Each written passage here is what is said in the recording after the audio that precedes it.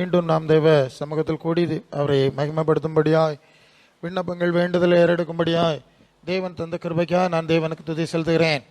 அன்புக்குரிய யாவருக்கும் இரட்சகரும் ஆண்டவருமாய் இயேசு நாமத்தில் அன்பின் வாழ்த்துக்கள். ஹல்லேலூயா. இந்த சூழ்நிலையில் நீங்கள் கேட்கிற செய்திகள், குறிப்பாக நான் பேசுகிற செய்திகள் மற்ற வழக்கமாக நீங்கள் கேட்கிற சூழ்நிலைக்கு மாறுபட்டதாக இருக்கும், புதுமையாக இருக்கும். அதுக்கு என்ன காரணம் என்று சொன்னால், நான் ஏற்கனவே அடிக்கடி சொல்லியிருக்கேன், குருசடி, கூடாரம், ஜபகோபுரம், இயேசு ஆராதனை மன்றம் எல்லாம் வேறு, கிறிஸ்துவன் சபை என்பது வேறு என்பதை ரொம்ப பைபிள் ஆராய்ந்து நான் படித்து கற்றுக்கொண்டு அதை பேச தேவன் எனக்கு அனுமதி தந்திருக்கிறதுனால அந்த அடிப்படை பேசும்போது, இந்த அடிப்படையில் மற்ற சூழ்நிலையில் ரொம்ப பழகி வந்தவங்களுக்கு இது புதுமையாகவும் புதிராகவும் இருக்கிறது உண்டு.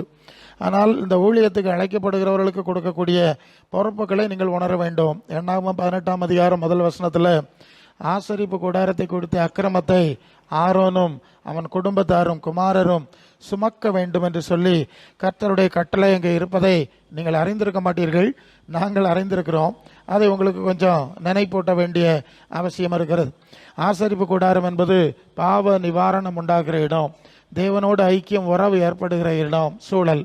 அந்த சூழலையை எப்படி மெயின்டைன் பண்ணணும் என்கிறத ஆரோனின் குமாரருக்கு, ஆரோனுக்கும் அவன் குடும்பத்தாருக்கும், ஆசாரியர்களுக்கு தேவன் படிப்பித்து கொடுத்தார். அதை முறையாக செய்யாமல் இருந்தால் அதனால் உண்டாகிற அக்கிரமத்தை அந்த ஆசாரியனும் அவனுடைய மக்களும் குடும்பத்தாரும் சுமக்க வேண்டும் என்பது நியாயம்.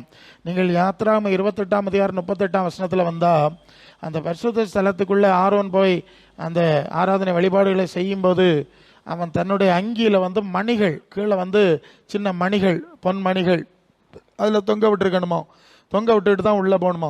ஏன் அப்படின்னு சொன்னால், இந்த மணி வெளியே மற்றவங்க உள்ளே போகக்கூடாது. இந்த மணிச்சத்தம் கேட்டுகிட்டே இருக்குன்னா அந்த ஆள் உயிரோடு இருக்கிறான்னு அர்த்தம். இந்த மணிச்சத்தம் கேட்கல ரொம்ப நேரம்னா அந்த ஆள் போன இடத்துல என்ன செஞ்சுட்டான், ஃப்ளைட் ஆகிட்டான், செத்து போயிட்டான்னு அர்த்தம். அப்படி எச்சரிக்கை மணியை அவன் அணிந்து கொண்டு செல்ல வேண்டும் என்ற பிரமாண அளவுக்கு நிலைமை இருக்குது. எபிரேயர் 13:17 ஆத்துமாக்களுக்கு உத்தரவாதம் பண்ணுகிறவர்களாய் விழித்திருக்கிறவர்களானபடினால் கீழ்ப்படிந்து அடங்கணும். உங்களுக்கு நாங்கள் உத்தரவாதம் பண்ணணும். பரலோகத்தில் கொண்டு சேர்க்கறதற்கு வேற உத்தரவாதம்லாம் பண்ண முடியாது. பரலோகத்தில் கொண்டு சேர்க்கறதுக்கு உத்தரவாதம் பண்ணணும். இல்லைன்னா அதன் பொறுப்பை நாங்கள் சுமக்க வேண்டும் என்பதை நீங்கள் அறிஞ்சிருக்கணும். எல்லா சூழ்நிலையிலும் கர்த்தருடைய பிரசன்னம் இருக்கக்கூடிய இடத்துக்குள்ளே ஆசாரியன் நுழையக்கூடாது என்று சொல்லி லேவியர் 16 2, 3, 4 அந்த வசனங்களை நீங்கள் வாசிக்கலாம். அதில் அவன் தனக்காக, ஒரு ஆசாரியன் ஊழியக்காரன் தனக்காக ஒரு காளையும் ஆட்டுக்கடாயும் கொண்டு வந்து பள்ளி செலுத்தி தன்னை பரிசுத்தப்படுத்திக்கிட்டு தான் உள்ளால போனோம். 17ஆம் வசனத்தில் வாசிச்சாச்சுன்னா, அவன் தனக்காகவும் தன் குடும்பத்தாருக்கெல்லாம் பாவ நேரத்தை தேடிக்கிட்டு தான் அந்த பிரசன்னம் இருக்கிற இடத்துக்குள்ளே போக வேண்டும்னு சொல்லியிருக்கு. இது ரொம்ப பழைய ஏற்பாட்டில் இருக்கிற விஷயம். அது நாம் புதிய ஏற்பாட்டிலே நம்ம பார்க்குறோம். அதனால தான் எபிரேயர் 5:4 ஆரோனை போல அழைக்கப்பட்டால் ஒழிய இந்த கனமான ஊழியத்திற்கு யாரும் தானாக ஏற்பட முடியாது. பைபிள் காலேஜில் படிக்கிறதுனாலையோ அல்லது யாரோ ஏற்படுத்தி இந்த இடத்துக்கு வர முடியாது. அது தேவன் ஏற்படுத்தணும். அது என்னாகமம் 17:8 படிக்கும்போது அந்த ஆரோனை தேவன் ஏற்படுத்தின விதம் அங்கே இருக்குது. 12 மூப்பர்கள் 12 கோத்திரத்தை சேர்ந்தவர்களும் தங்கள் தங்கள் ஒரு கோல், ஒரு காஞ்ச கோலை கொண்டு வரணும், ஆசரிப்பு கூடாரத்துக்குள்ளே வைக்கணும். மறுநாள் காலையில் கர்த்தர் யாரை தெரிந்தெடுக்கிறாருங்கிறத கர்த்தர் நிரூபிப்பார். அதை பார்க்கணும். இதில் ஆரோனுடைய பெயர் எழுதப்பட்ட கோல் ஒரே ராத்திரியில் தளிர்த்து பூத்து காய்த்து கனியை கொடுத்துருது. அப்போ இவனை ஆரோனை தான் கர்த்தர் தெரிந்து கொள்கிறார். இப்படி இதெல்லாம் இந்த இடத்துக்கு வர்றது யாரும் வந்துட முடியாது. அதுக்கு தேவனுடைய திட்டம், தேவனுடைய அழைப்பு, தேவனுடைய அங்கீகாரம், அனுமதி, நடத்துதல், அதிகாரம் எல்லாம் பெற்று தான் இந்த எல்லையில் நிற்க முடியும். அதான் கூடாரங்களுக்கும் ஜெபகோபுரங்களுக்கும் குருசெடிகளுக்கும் இயேசு ஆராதனை மன்றங்களுக்கும் சபைக்கும் உள்ள வேறுபாடு. அதனால தான் புதிய ஏற்பாட்டு சபையில் நீங்கள் வரும்போது பரிசுத்த ஆவியானவரால் சபை கட்டப்பட்டு அந்த பிரசன்னம் இருந்தது. அந்த இருந்தபோது அனனியா சப்பீரா பொய் சொன்னாங்கல்ல, இவ்வளவுக்கு தானே வித்தீர்கள்னு சேட்டா ஆமாம் அப்படின்னு சொன்னாங்க. 2 பேரும் செத்து விழுந்தார்கள். உங்களுக்கு புரியும்னு நினைக்கிறேன். 1 கொரிந்தியர் 11ஆம் அதிகாரம் 30வது வசனத்தில் கர்த்தருடைய பந்தியில் நித்திரை அடைந்தார்கள், பலவீனர் ஆனார்கள், செத்து போனார்கள். ஆமாம், பலவீனம், வியாதி, நித்திரை அடைந்து திரும்பி போனார்கள். ஆமாம், கர்த்தருடைய பந்தியில் பங்கெடுத்துட்டு போனாங்க. இதெல்லாம் ஆதித்த சபையில் நடந்திருக்கு. இப்போ நடக்கலை. ஏன்னா இப்போ அந்த தேவ பிரசனம் இல்லை. கிருபாசனத்தில் தேவ பிரசனம் இருக்கிற இடத்துல தான் நீ சும்மா நுழையப்படாதுன்னு பழைய ஏற்பாட்டில் சொல்லுது.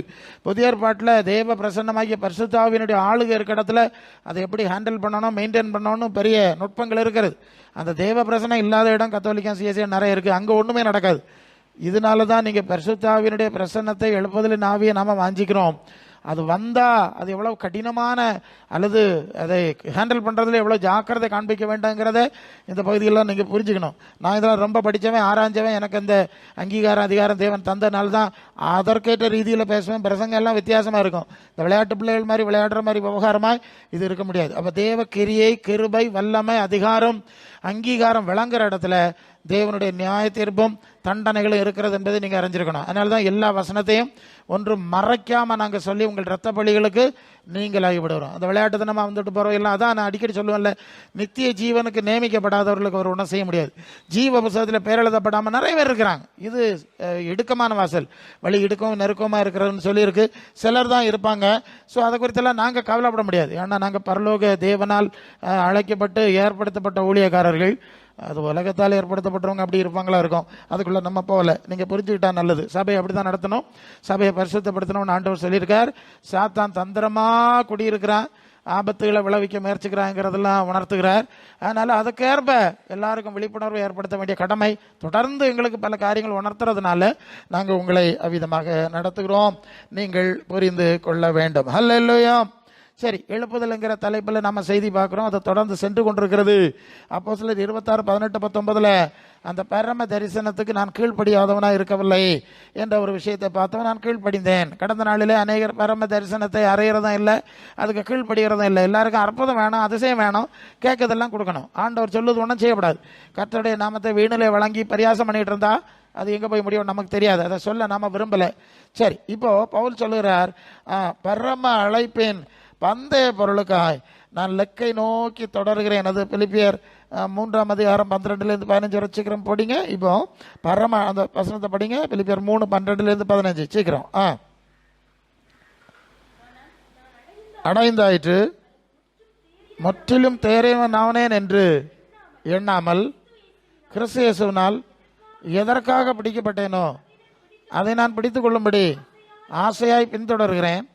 சகோதரரே, பிடித்து கொண்டேன் என்று ஒன்று செய்கிறேன், பின்னானவளை மறந்து முன்னானவளை நாடி கிறிஸ்து இயேசுவுக்குள் தேவன் அழைத்த பரம அழைப்பேன் பந்தய பொருளுக்காக. சரி, இங்கே அவர் தொடர்கிறேன். அவர் அழைத்தார் பரம அழைப்பு, அது பரலோகம், அதெல்லாம் நம்ம பார்த்துட்டோம். அதை அடைவதற்கு, முழுமையாக அடைவதற்கு அதை லெக்காக வைத்து நான் தொடர்கிறேன். அப்போ அடுத்த விஷயம் என்னது? கீழ்ப்படுகிறவர்கள் தங்களுக்கு கொடுக்கப்பட்ட பரம அழைப்பை அடைகிறது வரை தொடர வேண்டும்.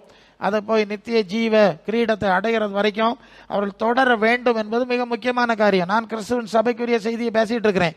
மலர் விளையத்தில் முடிகிற விஷயத்தை நாங்கள் பேச முடியாது, அது எங்களுக்கு கொடுக்கப்பட்ட வேலையும் இல்லை, அழைப்பும் இல்லை. சரி, அப்போ நான் தொடர்கிறேன், ஆசையாய் தொடர்கிறேன். பழசப்பட்டு சரி, இதுவரை தெரியலை, இல்லைன்னா புரியலை, இப்போ தான் கற்றுக்கொண்டேன். அதான் பின்னானவைகளை மறந்து எனக்கு பின்னால் கடந்து போனவைகளை நான் விட்டு விடுகிறேன், பழைய காலத்தை விட்டு விடுகிறேன். இனி முன்னால் இருக்க காலம், முன்னால் எவ்வளோ காலம் இருக்குது, எவ்வளோ சூழ்நிலை இருக்கோ அது அவ்வளோத்தையும் மிகச்சரியாய் முழுமையாய் அந்த பரம அழைப்பின் பந்தய பொருளை அடைவதற்காய் நான் பிரயாசப்படுகிறேன். எபிரேயர் 3:1 பரம அழைப்புக்கு பங்கு உள்ளவர்களாகி என் பரிசுத்த சகோதரரே, நாம் அறிக்கை பண்ணுற பிரதான அப்போஸ்தலனாகிய இயேசுவை கவனித்து பாருங்க, நல்ல கவனிங்க. அப்போ பரம அழைப்புக்கு யாரெல்லாம் அழைப்பை பெற்றீர்கள், யாரெல்லாம் அதை அடைய விரும்புகிறீர்களோ நீங்கள் செய்ய வேண்டிய காரியம் இயேசுவை தான் கவனித்து பார்க்கணும். அல்ல இல்லையா? என்ன கவனித்து பார்க்க முடியாது, சபையில் கவனித்து பார்க்க முடியாது, ஒன்றும் நீங்கள் கவனித்து பார்க்க முடியாது. ஏன்னா இயேசு இப்போதும் மேய்ப்பனும் பிரதான ஆசாரியருமாய் நமக்கு முன்பாக உயிரோடு நின்று கொண்டிருக்கிறார். அந்த இயேசுவை தான் பார்க்கணும். எங்களெல்லாம் அதுக்கப்புறம் தான் பார்க்கணும். நீங்கள் முதலாவது இயேசுவை தான் பார்க்கணும்.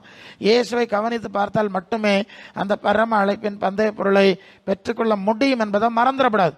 நீங்கள் அங்கே இங்கே திரும்பினிய சபை சங்கம் மார்க்கம் எல்லாம் ரெண்டாவது தான், சபையெல்லாம் வேண்டியதான், வேண்டான்னு சொல்லலை. ஆனால் கிறிஸ்து அங்கே இருக்கணும், இயேசு அங்கே இல்லை என்கிறது தான் இப்போ பிரச்சனை. அதனால தான் நாங்கள் அதை இயேசுவை கொண்டு அங்கே உட்கார வைப்பதற்கு, அவருடைய பிரசன்னத்தை, பரிசுத்தாவின் பிரசன்னத்தை இன்ஸ்டால் பண்ணுறதுக்கு வேறு ஆள் ட்ரைங் நாங்கள் ரொம்ப முயற்சி பண்ணுறோம், அவ்வளோதான் செய்கிறோம். அது புரிஞ்சவங்களுக்கு தான் புரியும், புரியாதவங்களுக்கு புரியாது. அதான் மண்ணானவன் எப்படிப்பட்டவனோ மண்ணானவர்கள் அப்படிப்பட்டவர்களே, வானத்துக்குரியவர்கள் எப்படிப்பட்டவரோ வானத்துக்குரியவர் எப்படிப்பட்டவரோ வானத்துக்குரியவர்களும் அப்படிப்பட்டவர்களே. 2 கேட்டகரி இருக்குது, 2 கேட்டகரி. இது சிரமந்ததான் சொல்லியிருக்கு. ஸோ அதை புரிந்து கொள்ளுகிறவர்கள் புரிந்து கொள்ளட்டும். எபிரேயர் 12:1 இயேசுவை நோக்கி நமக்கு நியமித்திருக்கிற ஓட்டத்தில் ஓடணும். அப்போ இயேசுவை நோக்கி பாருங்கள், இயேசுவை நோக்கி ஓடுங்கள். அப்படி ஓடினா மட்டும்தான் இந்த பரம அழைப்பை நாம் அடைய முடியும். ஏன்னா அவர் முதலாவது மரித்தோரிலிருந்து எழுந்து நித்திரை அடைந்தவர்களில் முதல் பலனானார். நாம் அந்த பாதையிலே தான் செல்ல அழைக்கப்பட்டிருக்கிறோம் என்பதை நீங்கள் அறிந்து கொள்ள வேண்டும். 1 கொரிந்தியர் 1:9 வாசிக்கிறோம், கர்த்தராகிய இயேசு கிறிஸ்துவோடு ஐக்கியமாய் இருப்பதற்கு அழைத்த தேவன் உண்மை உள்ளவர் என்று சொல்லுகிறார். யாரோட ஐக்கியமா இருப்பதற்கு? இயேசுவோடு ஐக்கியமா இருப்பதற்கு. அப்பதான் அந்த பரம அழைப்பின் பந்தய பொருளை அடைய முடியும். நீங்க கவனிக்க வேண்டிய இன்னொரு விஷயம் சொல்றேன். இந்த ஜனங்கள் சுகத்துக்காக, விடுதலைக்காக, நன்மைக்காக, பல காரியங்களுக்காக தான் வர்றாங்க. எல்லா இடத்துலையுமே எங்கெல்லாம் இந்த மாதிரி அற்புதம் அதிசயம் சொல்றாங்க, அங்கதான் ஜனங்கள் நிறைய கொடுவாங்க, அவர் வர்றாங்க. ஸோ அவங்க அறிந்து கொள்ள வேண்டிய ஒரு காரியம் என்னவென்று சொன்னால், மற்ற 6:33 சொல்லுது, முதலாவது தேவனுடைய ராஜ்யத்தை அவருடைய நீதியையும் தேடுங்கள், அப்பொழுதுதான் இது கூட கிடைக்கும். அப்ப தேவ ராஜ்யத்தையும் தேவ நீதியையும் பரம அழைப்பையும் தேடாதவர்களுக்கு ஆண்டவர் நன்மை செய்வாரோ? நீங்க சொல்லுங்க. பல வேளை ஊழியத்தில் நாங்கள் பார்ப்போம், முதல்ல ஒரு அற்புதம் நடக்கும், ஏதாவது 1-2 நடக்கும், அப்புறம் நடக்கவே செய்யாது, ஒன்றும் நடக்காது. சபைகளில் கூட பார்த்துருக்கேன், அந்த சபை ஆரம்பித்த காலத்தில் ரொம்ப எழுப்பதெல்லாம் கொஞ்ச நாளைக்கு இருக்குது, உடனே அணைஞ்சிருது. நாங்கள் தொடர்ந்து பார்க்குறோம், முதல்ல நல்லா இருந்தது, அப்புறம் அணைஞ்சு எல்லாம் இல்லாமல் போயிடுது.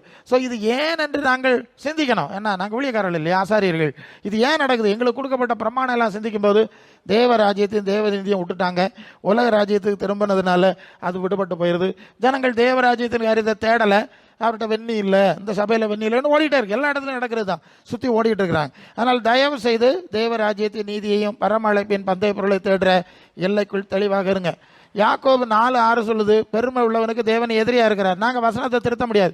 பெருமை உள்ளவனுக்கு தேவன் எதிரியா இருக்கிறார் என்று சொன்னால், அப்போ அந்த எதிரியான ஆளுகளுக்கு எப்படி நன்மையை வாங்கி கொடுக்க முடியும்? நீங்க சொல்லுங்க. அவர் எதிரின் வசனம் தான்.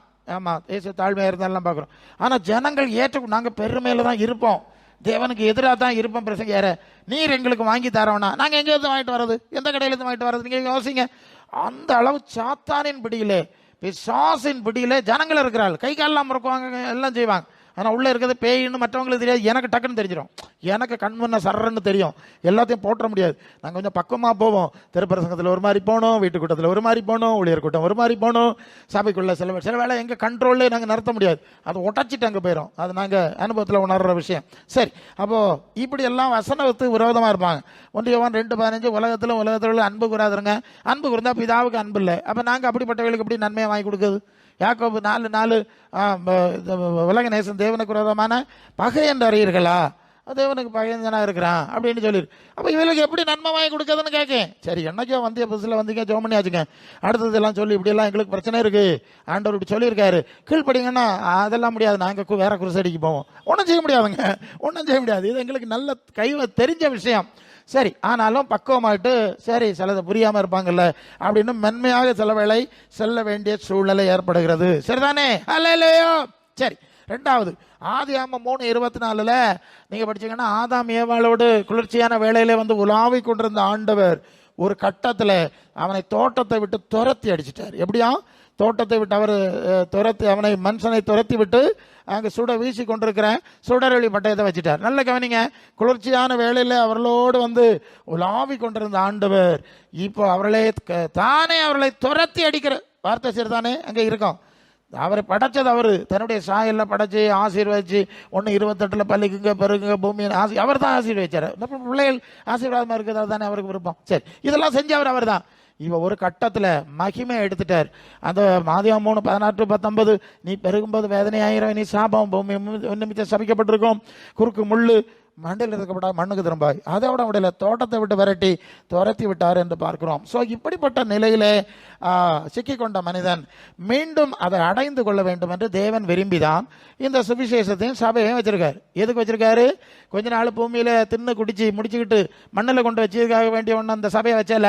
அவர் வச்சிருக்கிற நோக்கம், நீங்க 21 வெளிப்படுத்தல் 3:21 பரலோகத்திலே ஒரு சத்தம் உண்டாயிற்று, தேவன் அங்கே அதோ மனுஷர்கள் மத்தியில் தேவனுடைய வாசஸ்தலம் இருக்கிறது, அவர்கள் அவருடைய பிள்ளைகளாக இருப்பார்கள், அவர் அவருடைய தேவனாக இருப்பார். அப்போ ஏதேன் தோட்டத்தில் தேவனும் தேவ பிள்ளைகள் அவர் உறவு இருந்தில்ல, அந்த உறவை இழந்துட்டாங்கல்ல, அதை மீண்டும் அடைவதற்கு தான் இந்த சபையும் சூழ்நிலையும் ஊழியத்தையும் வச்சிருக்காங்க. இல்லையா? அல்லாமல் தங்களுடைய இஷ்டப்படி சுய இச்சையிலே நடக்கிறவர்களுக்கெல்லாம், ஆமாம் சில ஆளுகள் அப்படி தான் பாவம் செய்து அக்கிரமம் செய்து தேவச்சித்தம் செய்யாமல் சோக்கட்டில் மாட்டி கட்டில் படுக்கையில் ஆயிடுவாங்க. அப்போ நாங்கள் எங்களை உள்ள இடம்லாம் கிறங்கிடுவாவோ நடக்காதோன்னா அப்புறம் எங்களுக்கும் ஃபோன் பண்ணி எடுத்து நாங்கள் போவோம். அப்போ அவங்களுக்கு என்னன்னா, போனோடனே இந்த பிரசங்கியார் ஒரு அற்புத பிரசங்கியாராம், அவரை நிறைய அதிசயம் செஞ்சுருக்காராம், அவர் எழுப்பி விட்டுட்டு போயிடணுன்னா அவங்க ஆத்திரப்படுறாங்க. ஆண்டவர் சொல்லார்லே, இது பொல்லாத ஆசாமி, உள்ள அக்கிரம அநியாயம் பாவம் எல்லாம் செஞ்சுட்டாகும். எப்படி செஞ்சாக நான் சொல்லுவேன் இல்லையா, கட்டினான்னாக்கம் பிடிச்சி கட்டி போட்டுருக்கு. அப்போ என்ன செய்யணும்? உண்மையை சொல்லுகிறேன், எங்களால் முடியாது. பெரிய பல விலையேறப்பட்ட பிரசங்கமாரெல்லாம் ஜெபம் பண்ணி நான் நேராக சந்திச்சிருக்கேன்ல, நிறைய சந்திச்சிருக்கேன். அப்போ ஆண்டவர் பேசுவார், இப்படி ஆகம் பார்த்துக்க, சங்கதை இப்படி ஆகம் பார்த்துக்க, இதை எழுப்ப முடியாது, சரி பண்ண முடியாது, ஒன்றும் முடியாது, ஃபினிஷ்ட். பரம தள்ளப்பட்ட நான் தள்ளிவிட்ட சவுலுக்காக நீ எந்த மட்டும் தொக்கி தளவாய் சாமியல்கிட்ட கேட்டார் இல்லையா, அப்படின்னு சொன்ன மாதிரி நிலைமை. அப்போ இந்த நிலையில எங்களுக்கு பிரச்சனை என்னன்னு சொன்னா, சரி எப்படியோ நம்ம சபைக்கு வந்துட்டு எங்களை கூப்பிட்டாச்சு இல்லையா, வந்துட்டோம் இல்லையா, எங்களுக்கு இப்போ தப்பி ஓடுக்கு மடி. அதனால ஆண்டவரே ஏதாவது ஒரு வழி இருக்கா, ஒரு நியாயம் இருக்கா? நான் கேட்டால் தான் சொல்லுவேன், இதுகளுக்கு ஏதாவது சரி நீ சொல்லி வச்சிருந்தான், பல வருஷம் விசுவாசி அப்படி இப்படிலாம் சொல்லி நியாயம் சரிதான், உண்மை நியாயத்துக்கு எதிராக வரல. அவன் யாரு ஆம்பிரகாம் கேட்பான் இல்லையா, 50 நீதிமா இருந்தால் அழிப்பீரா, கோவம் வராது இருப்பதாக 40 30 கேட்க மாதிரி நாங்களும் கேட்கணும். அவன் கேட்கும்போது எனக்கு சில விஷயத்தை ஆண்டவர் படிச்சிருக்காரு, சரி போட்டு ஒன்று செய், திருப்பி சுவிசேஷத்தில் 1லேருந்து முறையாக சொல்லி கொடு, கேட்க எவ்வளோ பார்ப்போம். அப்போ அதுக்கு சில வசனங்களை சில இடங்களில் ரொம்ப பேசிக்கிட்டு இருக்க முடியாது, டக்குன்னு அந்த நேரம் மைண்டில் தர்ற சில வசனங்களை எடுத்து போடுவோம். போட்டோடனே அந்த ஆளுக்கு முகநாடி என்ன செஞ்சிடும், வேறப்பட்டுரும். கவனிக்கிறீங்களா, முகநாடி வேறப்பட்டுரும். உடனே எங்களுக்கு தெரியும், விளங்காது. சிலது அந்த நேரத்தில் அப்படியே சில விஷயங்களை சொல்லும்போது தாழ்த்தி உட்காந்துருவாங்க, ஒப்பு கொடுத்துருவாங்க. பொல்லாத மனுஷனா இருக்கும் ஒப்பு கொடுத்துருக்கான், நான் பார்த்தேன்ல, பெரிய குடிகாரம் ஒப்பு கொடுத்துட்டான், பெரிய விசுவாசின்னு சொல்லுவான், வருஷ கணக்காக ஒப்பு கொடுக்க மாட்டான். அப்போ மனசிலாயிரும், இதுக்கு மேலே என்ன செய்ய முடியாது, அப்படியே நைஸாக ஒரு பொதுப்படையாக ஜெபம் பண்ணிட்டு வந்துடுவோம். அப்போ உங்களுக்கு புரியணும், பார்த்துடுங்க, இப்படியெல்லாம் அடிப்படையான பிரச்சனைகள் இருக்கிறது. அப்போ ஆண்டவர் இருக்கிற இடத்துக்கு போகிறக்கு விருப்பம் இல்லை, தகுதி அடைய விருப்பம் இல்லை. அந்த விருப்பம் இல்லைன்னா உங்களுக்கு எப்படி நன்மை செய்ய முடியும்? நீங்கள் கொஞ்சம் யோசித்து பாருங்கள். நம்ம பிள்ளைகள் நம்மகிட்ட பேசலை, சண்டை, வீட்டுக்கு வரையிலன்னா நம்ம என்ன செய்வோம், என்கிட்ட பேசலை, சண்டை, தப்புன்னு மனுங்க சண்டை. இது மாதிரி தான் ஆண்டவர்கிட்ட போக விருப்பம் இல்லாத நன்மை செய்ய முடியாது. இதை நீங்கள் புரிஞ்சுக்கிட்டு நல்லது.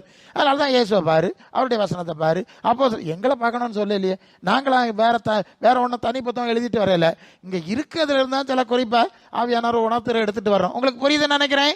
இதை சரியாக நீங்கள் விளங்கி கொண்டு தான், இது இங்கே உலகத்தில் கர்த்தருடைய பரிகாரம் நடக்கணும்னாலும் இந்த அஸ்திபாரம் வேணும், பரலோகத்துக்கு போனாலும் இந்த அஸ்திபாரம் கண்டிப்பாக வேணுங்கிறத நீங்கள் மறந்து போகக்கூடாது.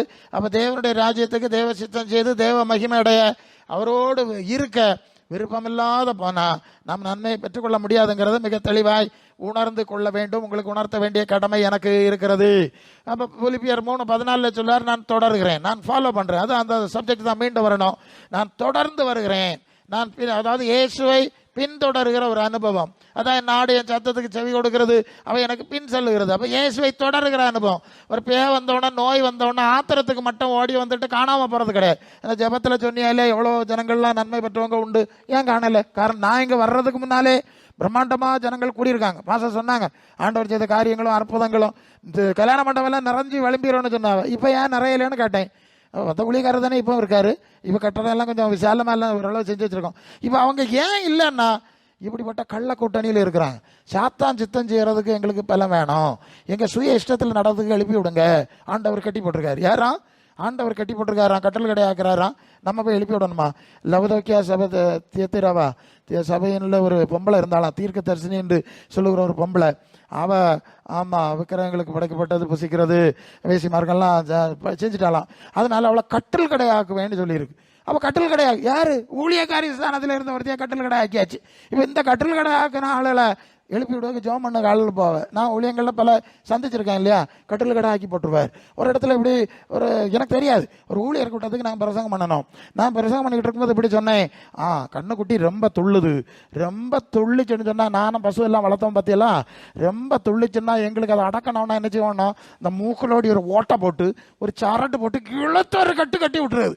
நான் தான் பசு நிறைய ஒத்தைக்கு தான் எல்லாம் ஹேண்டில் பண்ணுறது, நான் தான் இதெல்லாம் செய்கிறது, எனக்கு தெரியும். எனக்கு அந்த காட்சி முன்னால் வருதுங்க. ஊழியர் கூட்டம், ஊழியக்காரியாக இருக்கேன், பேசிகிட்டு இருக்கேன், இழுத்தொரு கட்டணும் அப்படின்னு சொல்லிட்டு தான் அண்ணா இழுத்து கட்டி விட்டுருக்கு. அது தண்ணியும் குடிக்காமல் வக்கீலம் தின்னாமல் நிற்கும். மாடு அப்படி தான் இழுத்து கட்டிட்டாங்கல்ல, 2-3 நாள் தண்ணி குடிக்காது. வக்கீலோட அது இப்படி வந்து வேதனை ஒரு பக்கம், வேகம் ஒரு பக்கம், ஆட முடியலன்னு அப்படி நான் இப்படியே சொல்லுவேன். நான் ஒன்று இழுத்து கட்டி விட்டுருக்கு, தண்ணியும் குடிக்காமல் வக்கீல் தின்னா என்ன ஆடாது. நான் இப்படியே பிரசங்கம் பண்ணி என்னத்தையோ சொல்லிட்டு போயிட்டேன். கூட்டம் முடிஞ்ச உடனே தலைமை பாஸ்டர் வந்தார், பரப்பு பாஸ்டர். அவர் சொன்னார், சாப்பிட்டுட்டு வாங்க பாஸ்டர், ஒரு ஆளுக்கு ஜெபம் பண்ண போனோம். எங்கே ஜெபம் பண்ணோன்னு பார்த்தா செவருக்கு அந்த பக்கம் ஒரு ஊழியக்காரி கட்டில் கிடாக்கு. எப்படியா ஒரு ஊழியக்காரி கட்டில் கிடாக்கு. அவர் ஒன்றுமே சொல்லலை. அப்போ ஜெபம் பண்ணோம். அப்படியா, சரி. நாங்கள் எல்லாரும் மாறி ஜெபம் பண்ணோம். எல்லாம் ஜெபம் பண்ணிட்டு வெளியே வந்து வெளியே எங்கேயோ அப்படி சொல்லார், நீங்க சொன்னியா இல்லையா, மூக்கு திரண்டு போட்டானா இழுத்து கட்டியிருக்குன்னு, அது இந்த பார்ட்டி தான். பயங்கர ஆட்டம் பார்த்துடுங்க, எங்களால் கண்ட்ரோல் பண்ண முடியல.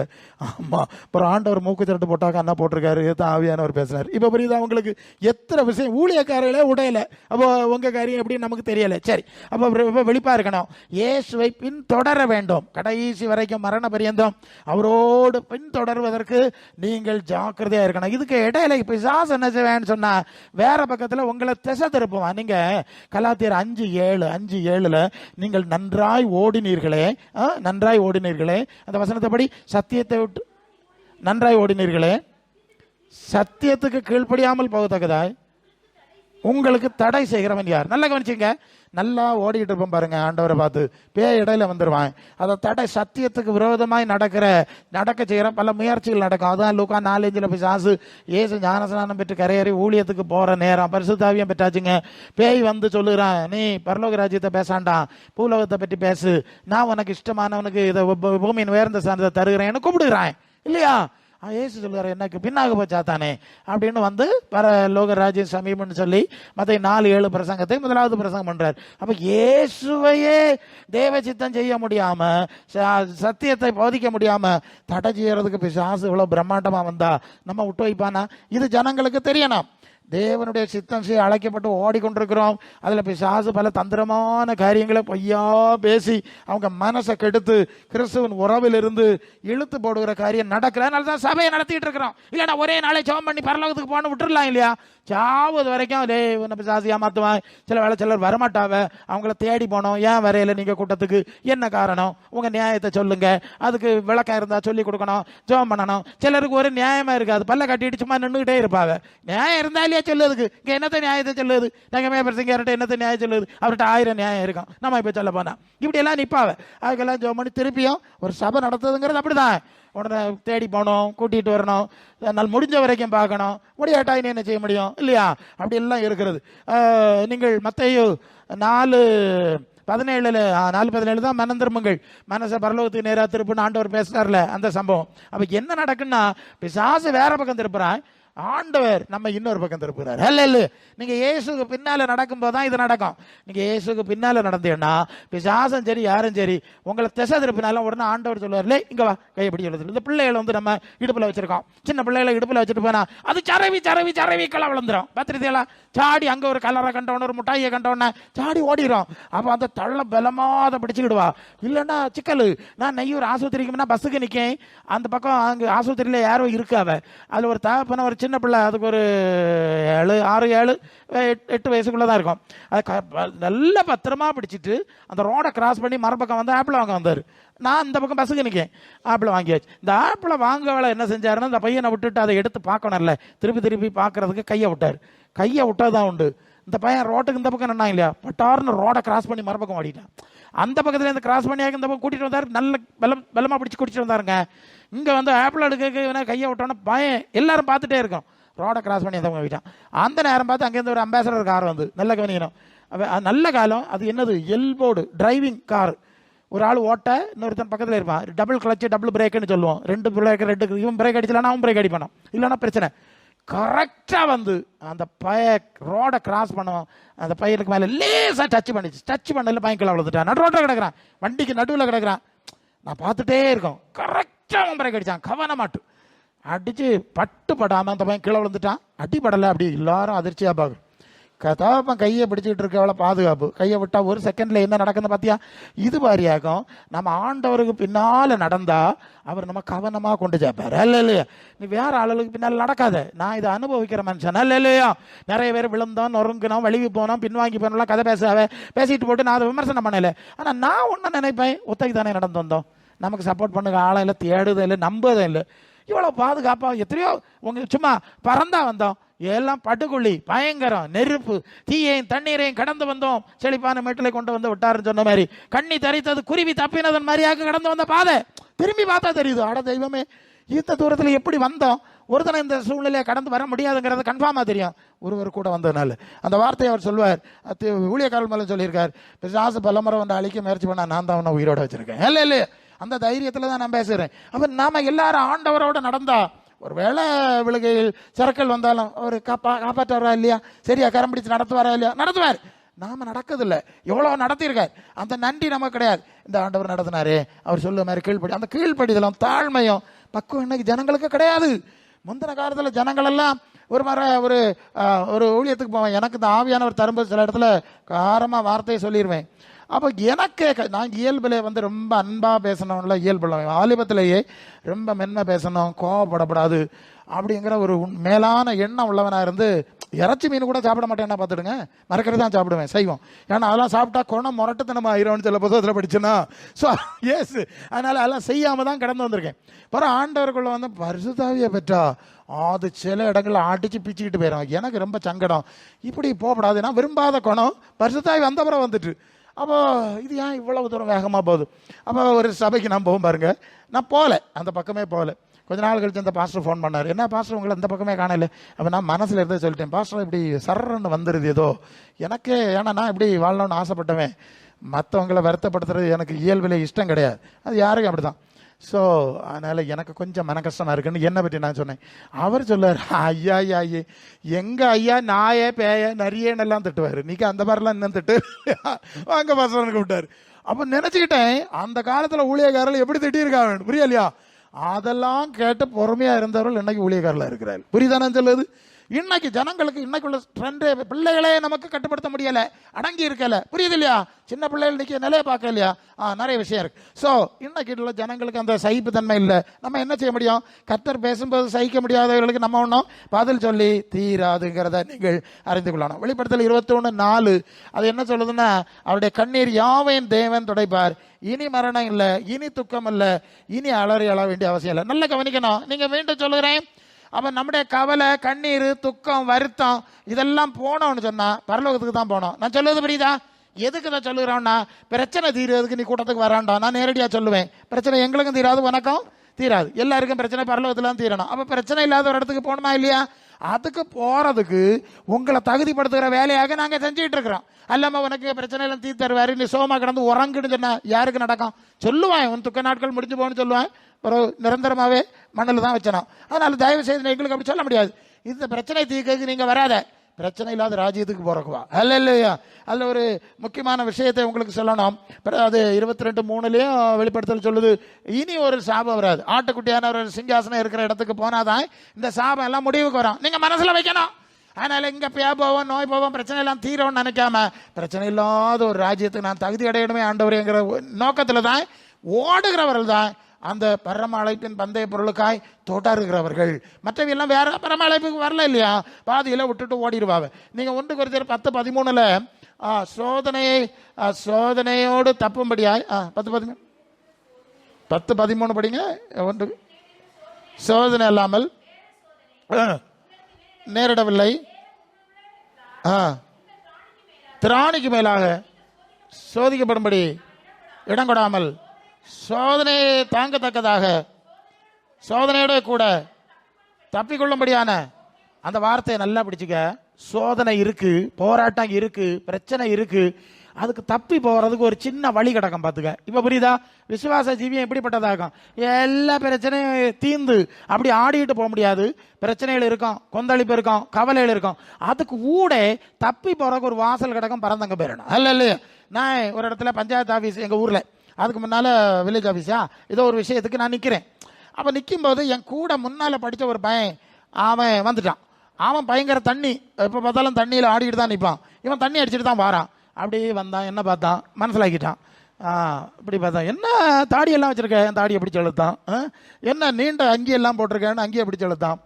அவன் குடியார் லெவலெல்லாம் காட்டுறான். எனக்கு ஆளும் எல்லாம் பார்த்துட்டு இருக்கிறாங்க இல்லையா? நான் பிரசங்கியார் நிற்கிறேன், எல்லாரும் பார்த்து நிற்கிறேன். இவன் வந்து இப்படி பண்ணுறது. அவன் எனக்கு முன்னாள் பழக்கம்லாம் தான். எனக்கு இங்கே இருந்து அங்கே போனால் அங்கே வருவான், அங்கேருந்து இங்கே போனால் இங்கே வருவான். நான் மனசுக்குள்ள தெய்வமே, இந்த மிருகத்துக்கிட்டே நான் எப்படி தப்புவதுன்னு வெளியே சொல்ல முடியாது. அவன்கிட்ட சிரிச்சு பேசிக்கிட்டேனா இல்லையா? அவன்கிட்ட சிரிக்காமல் செய்யணும். உள்ளுக்குள்ளே இப்படி கதறிட்டு இருக்கேன். நான் அப்படி பையன் நடந்து அந்த கேட்டு பக்கத்தில் போய் எழுதுறேன். அங்கே வந்துட்டேன். அந்த நேரம் பார்த்து அந்த ரோட்டிலோடி 4 பேர் 3 இளைஞர்கள் அப்படியே ஒன்றா நடந்து வந்தாங்க. இப்படியே அவனை இப்படி ஒரு பாரு ஓட்டி வந்து ஒருத்தன் அவனுக்கு சட்டை எப்படி சொல்லிச்சு, என்னெல்லாம் நினச்சிருக்க, ஆளோல வழி நடக்க விட மாட்டேன், 2-3 போட்டானுவேன். நான் வண்டி எடுத்துட்டு பறந்துட்டேன். புரியுதா நான் சொல்லுது? ஒரு செகண்ட் தான். இன்னும் வேற இல்லைங்க ஆகும், வண்டி எடுத்துட்டு இன்னும் நமக்கு நாளை பார்க்கலாம். இது மாதிரி ஒரு போக்க உண்டு பண்ணுவார் பார்த்துக்க. அதில் ஓடி இப்படி தான் நாங்கள் கடந்து போகிறோம். எங்களுக்கு பிரச்சனை இல்லையா? ஒவ்வொரு நாளும் படுக பாட பார்த்தா பயங்கரம். இவங்களுக்கு புரியல. அவங்களுக்கு தூங்கு தூங்கு பாலா நீன்னு தொட்டிலாட்டலாம் பார்த்துக்க. அதாக கோவம் வருது. கொஞ்சம் பாடுபடு. அந்த அதிலோட கடந்து இப்படி கடந்து கடந்து எங்கே போய் சேரணும்? பரலோகத்துக்கு சேரக்குள்ள வழியை பார்க்கணுமா? இங்கே பெயிண்ட் அடிச்சது எப்படி, துருப்பிடிச்ச கம்பியை பெயிண்ட் அடிச்சது எப்படி, இதிலே யோசனை பண்ணிட்டு இருந்தால் சாத்தானுக்கு அப்படியில நீங்கள் சிக்குவீங்க. அதாக விஷயம். அதான் லூக்கா 17:32 லோத்தின் மனைவியை அது ஏன் சொல்லியிருக்கு தெரியுமா? எல்லா பிரச்சனையும் வந்து அழிவு வந்தாச்சு, இது வீட்டை விட்டு போனீங்கன்னா போகலை. அந்த தூதர்கள் வந்து எல்லாருக்கும் கையை பிடிச்சி வெளியே கொண்டு இழுத்து விட்டான். அப்படிதானே எழுதியிருக்கு. கையை பிடிச்சி ஓடிப்போ சமபூமியில் நிற்காதேன்னு சொன்னா போக வேண்டியதானே. அதுக்குள்ள அவன் கேட்டான், நான் மலைக்கு போயிட மாட்டேன், அங்கே ஒரு ஊர் இருக்கு இல்லையா, இல்லை அதுவும் பாலாடைஞ்ச ஊர், அங்கே அதையும் அழிச்சு கேட்க எப்படி, அதுவும் பாலாடைஞ்ச ஊர், அதையும் அழிச்சுக்கு தான் வந்தேன், அங்கே போய் சிக்காத சரியா அப்படின்னு விட்டா நான் வாடிட மாட்டேன். சரி அந்த ஊரை விட்டு வச்சேன் என்று சொல்லி அந்த லோத்து மனைவி என்ன செஞ்சாலாம்? திரும்பி பார்த்தாலாம். என்ன செஞ்சாலாம்? திரும்பி பார்த்தா இல்லை, திரும்பி நடந்தாங்கிறதாகும். இது மாதிரி அநேகர் வந்து இழுத்து வெளியா விட்டாலும் அது திரும்பி போய் சிக்கிக்கிட்டா நாங்கள் என்ன செய்ய முடியும்? நீங்கள் யாக்கோபு 4:4-5 சொல்லுது, நம்மில் வாசமாக இருக்கிற ஆவியானவர் வைராக்கிய வாஞ்ச உடையவர். அவங்க உலகத்தை நேசிக்க மாட்டாங்க. உலகத்தை விட்டு அவருக்கு எடுத்தாருன்னா எடுத்தாதான். உலகத்துக்கு எதிரான வைராக்கிய வாஞ்சையோட தான் பரிசுத்தாவி. அதனால தான் நாங்கள் சொல்லுவோம் இந்த ஆவியெல்லாம் பரிசுத்தாவி இல்லைன்னு சொல்லுது. காரணம் அதுதான். ஏன்னா இது உலகத்தில் வைராக்கியத்தில் போகுது. இங்கே சொல்லியிருக்கிறாய் உலகத்துக்கு எதிரான வைராக்கியத்தில் அவர்கள் உலகத்தை விட்டு ஓடிக்கொண்டே இருப்பார்கள். 2 தீமோத்தேயு 4:7-8 படிக்கிறோம். நல்ல போராட்டத்தை போராடினேன், ஓட்டத்தை முடித்தேன், விசுவாசத்தை காத்துக்கொண்டேன், நீதி பார்த்தியா ஒரு நல்ல போராட்டத்துக்கு ஒப்பு கொடுத்தேன், பொறுமையா ஓடினேன், ஓட்டத்தை தொடர்ந்தேன், இப்ப முடிச்சிட்டேன், ஜீவ கிரீடம் எனக்கு வைக்கப்பட்டிருக்கு, நான் போகிறேன் என்று தன்னுடைய மரண வேளையிலே சொல்வதை பார்க்கிறோம். வெளிப்படுத்தல் 2:10 மரண பரியந்த உண்மை ஜீவ கிரீடத்தை உனக்கு தருவேன் என்று வாக்கு பண்ணி இருக்கிறார். இந்த அனுபவத்துக்கு தான் நாங்க சபை நடத்தணும், நாங்க கொண்டு சேர்க்கணும். இல்லைன்னா கணக்கு கொடுக்கணும் இல்லையா? இத்தனை பேருக்கு நினைச்சு என்னெல்லாம் செஞ்சா, எத்தனை பேரை கொண்டு சேர்த்தா, அதுக்கு என்ன காரணம்னு கேட்டா நாங்க என்ன கணக்கு சொல்லுவாங்க? எங்களுக்கு ஒரு கணக்கு புத்தகம் இருக்கு இல்லையா? அதனாலதான் அதுக்கு அப்புறம் உங்களுக்கு செய்தியே கொடுக்குது. சரிதானே? சரி, அப்போ இந்த எழுப்புதலின் அனுபவம் நமக்குள்ள வரணும்னா இப்படிப்பட்ட காரியங்களை குறித்த ஒரு அறிவு, ஒரு தெளிவு, ஒரு உணர்வு வரணும். பார்த்துருங்க. அப்படி இல்லாம பூமிக்குரிய காரியங்களையோ நீங்கள் உங்கள் சுய இச்சை கேட்ட காரியங்களையோ நாங்க சொல்லிட்டு இருந்தா தேவனுடைய வல்லமை வராது, அதிகாரம் வராது, ஆதி அப்போஸ்தலர் அனுபவம் வராது, எழுப்புதல் வராது, வருகைக்கும் போக முடியாது இல்லையா? உங்களுக்கு புரியுது இல்லையா நான் சொல்லுது? நீங்க மற்றவர்கள் ஒரு முடிக்கிறேன். அதாவது வழக்கமா நீங்க செய்யற தவறு என்னன்னா, நீங்க ஆண்டவரை பார்க்கறத விட்டுட்டு எங்களை மாதிரி மனுஷரை பார்ப்பீங்க. அவர் பிரசங்க யாரா இருப்பாரு, அப்படி இருப்பாரு, இப்படி இருந்துட்டு போட்டு எங்களை மாதிரிப்பட்ட ஆளை பார்க்கறதுனால தானே உங்களுக்கு பிரச்சனை. அவர் அப்படி இருக்காரு இல்லையா, நான் இப்படி இருக்கப்படாதா? அவர் அங்கே விழுந்து கையை ஒடிச்சா நான் இங்கே விழுந்து காலை ஒடிக்கப்படாதா? இதான் நியாயம், இதான் நியாயம்னு கேட்கேன். நீங்க இயேசுநாதர் எலியா பார்த்துருக்கணும், நாங்களும் இயேசுவை தான் பார்க்கணும், இயேசுவை தான் காட்டி தரணும். என்ன போறங்க, அவருக்கு பின்னால போங்க, நாம சேர்ந்து போமா?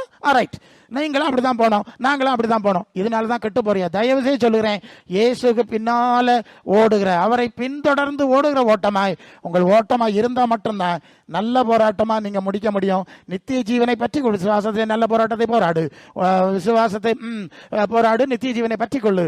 அதற்காகவே நீங்கள் அழைக்கப்பட்டிருக்கிறீர்கள். ஒரு நல்ல போராட்டமாய் இந்த ஓட்டம் பவுலை போல அமையும்படியாய் நாம் பரம அந்த தரிசனத்தை ஏற்றுக்கொண்டு விசுவாசித்து அதில் முழுமை அடையும்படி ஆசையாய் தொடரும்படி இந்த வசனங்கள் மூலம் கர்த்தர் உங்களை ஆசீர்வதிப்பாராக. ஆமென்.